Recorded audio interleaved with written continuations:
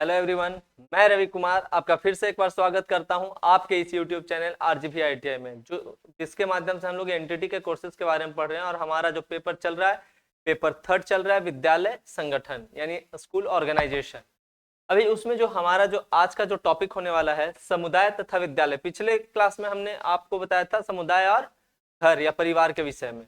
अभी क्या है, थोड़ा सा घर से ऊपर उठ के विद्यालय है ना, समुदाय तथा विद्यालय। सॉरी, पिछले क्लास में हमने विद्यालय और घर के संबंध में आपको बताया था। तो आज हम समुदाय और विद्यालय के बारे में देखते हैं कि समुदाय और विद्यालय क्या है, कैसे है। एक मनोवैज्ञानिक हैं डेविस, उनके अनुसार क्या है समुदाय तथा विद्यालय के बारे में, इनका क्या कहना है, जो जरा समझते हैं कि समुदाय। पहले ये समुदाय के बारे में इन्होंने कुछ बताया है कि समुदाय एक ऐसा लघुत्तम क्षेत्रीय समूह है ना। लघुत्तम क्षेत्रीय समूह मतलब छोटा सा एक निश्चित क्षेत्र का एक समूह है, ठीक है, जिसके अंतर्गत सामाजिक जीवन के सभी पक्ष सम्मिलित होते हैं। उसके अंतर्गत क्या होता है, सामाजिक जीवन के सभी पक्ष मतलब सांस्कृतिक, चारित्रिक, नैतिक, हर तरीके के पक्ष, जो भी पक्ष हैं वो सभी सम्मिलित होते हैं। इसके बाद क्या है कि हम सामुदायिक, ये जो समुदाय और विद्यालय के बीच में जो पहला जो पॉइंट हमारा है वो सामुदायिक विद्यालय। सबसे पहले सामुदायिक विद्यालय के बारे में हम लोग समझेंगे कि आखिर सामुदायिक विद्यालय होता क्या है, कम्युनिटी स्कूल क्या है। तो देखिए, जो विद्यालय समुदाय की सभी विशेषताओं को बालकों में विकसित करता है, क्या करता है, सभी विशेषताओं को, है ना, सभी विशेषताओं को बालकों में विकसित करता है। ये इंपॉर्टेंट चीज है कि जो विद्यालय समुदाय की सभी विशेषताओं को बालकों में विकसित करता है तथा समुदाय की उन्नति के लिए तैयार करता है, वो क्या है, सामुदायिक विद्यालय कहते हैं। ठीक है, ये विद्यालय यानी कि सामुदायिक विद्यालय में क्या होता है, सामुदायिक केंद्रित तथा बाल केंद्रित। ये सामुदायिक विद्यालय जो है समुदाय केंद्रित तथा बाल केंद्रित होता है। ठीक है, इसमें जो जो नेक्स्ट पॉइंट हमारा है वो है सामुदायिक विद्यालय के प्रमुख तत्व। सामुदायिक विद्यालय के प्रमुख तत्व कौन कौन से हैं, इसके बारे में थोड़ा अब हम लोग विस्तार से देखते हैं। देखिए, सामुदायिक विद्यालय के प्रमुख तत्व, मेन एलिमेंट्स कौन कौन से हैं। तो सामुदायिक विद्यालय के प्रमुख तत्व में हो जाता है, जैसे शिक्षा को सामाजिक प्रक्रिया के रूप में मानता है ना। सामुदायिक विद्यालय क्या कहता है कि शिक्षा शिक्षा को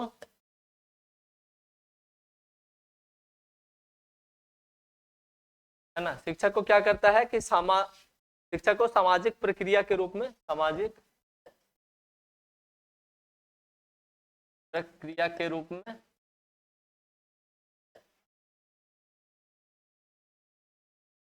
मानता है।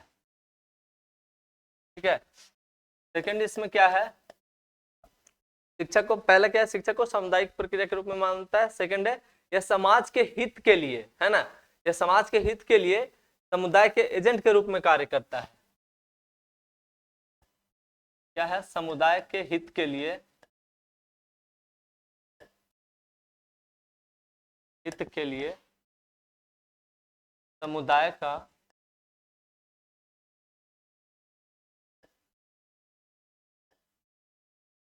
एजेंट के रूप में कार्य करता है।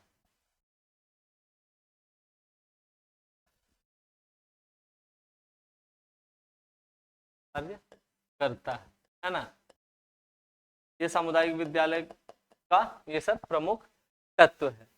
तीसरा जो है यह है, सामुदायिक जीवन में सुधार लाने का प्रयत्न करता है। क्या करता है, किया है,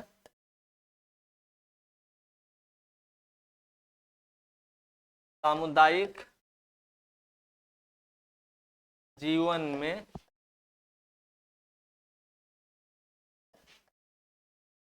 सुधार लाने का प्रयत्न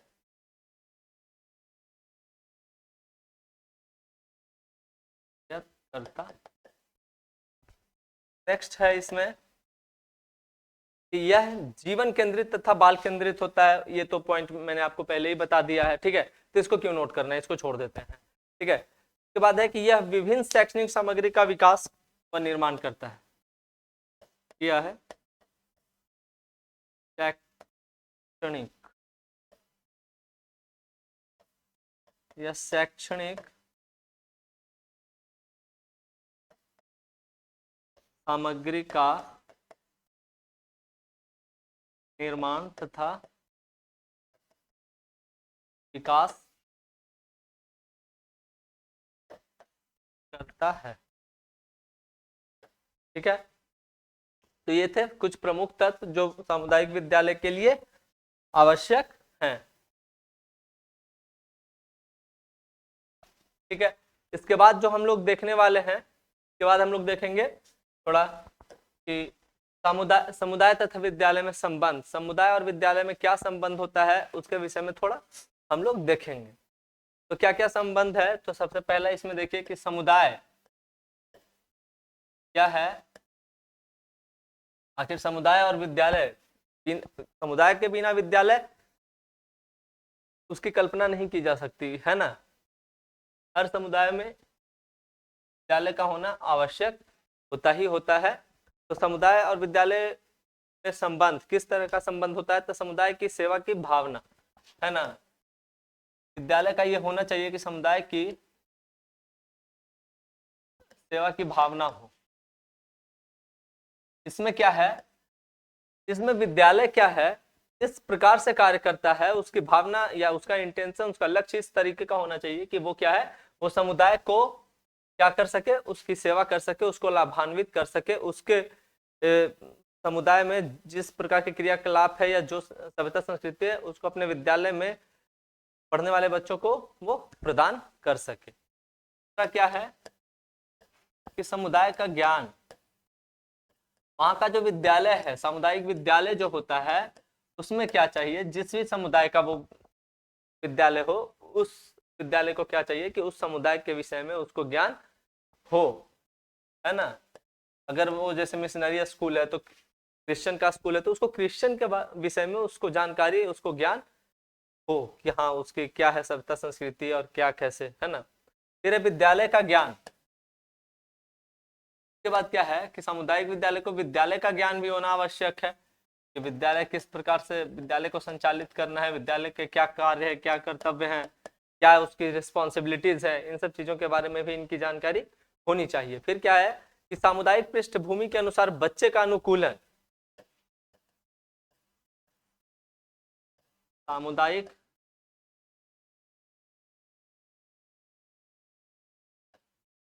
पृष्ठभूमि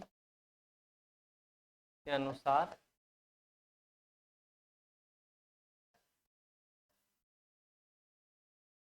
बच्चे का अनुकूलन,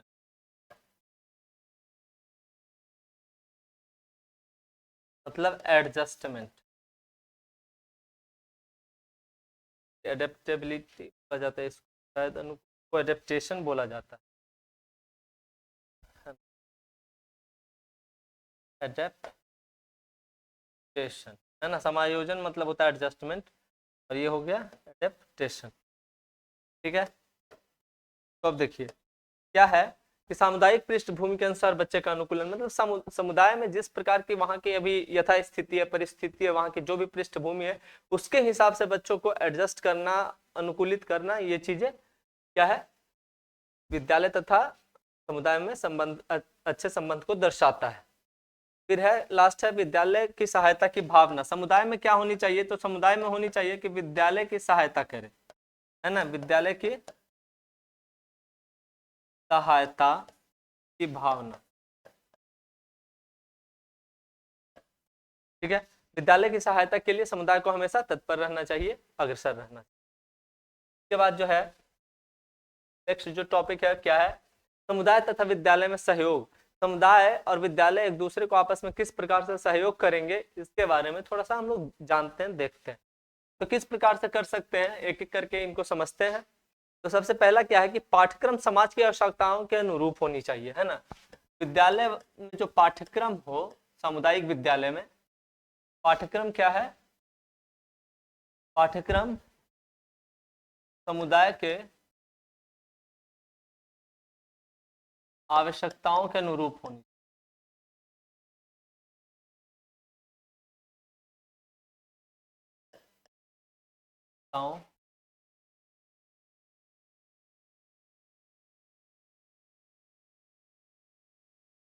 अनुरूप। ठीक है, ये चीजें तो आवश्यक है। दूसरा क्या है कि अध्यापक अभिभावक के बीच छात्रों की समस्याओं के लिए विचार विमर्श होना चाहिए।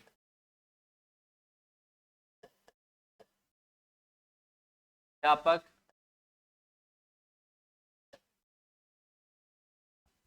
अभिभावक के बीच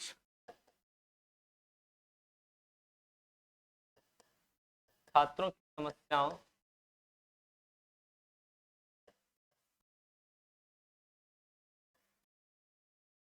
समस्याओं पर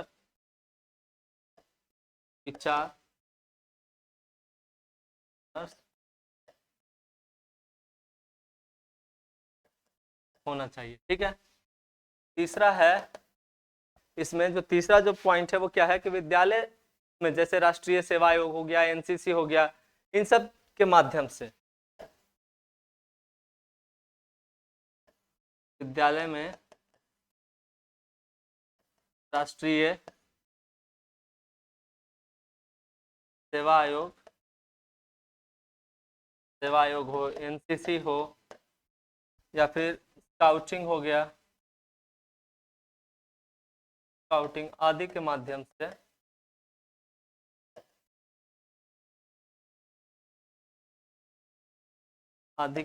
से क्या है, कुरीतियों को दूर करने का प्रयास होना चाहिए। आदि के माध्यम से कुरीतियों को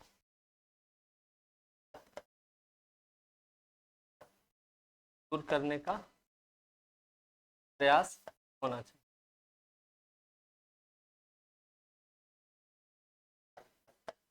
चलिए, तो ये था समुदाय तथा विद्यालय में सहयोग की बातें, है ना।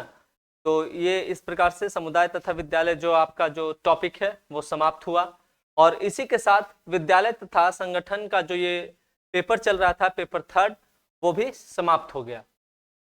आप लोग को बहुत आवश्यकता है, आप लोग फिर से एक बार बता रहे हैं, आप लोग फ्यूचर के टीचर होने वाले हैं, है ना, आप लोग एक भावी शिक्षक हैं।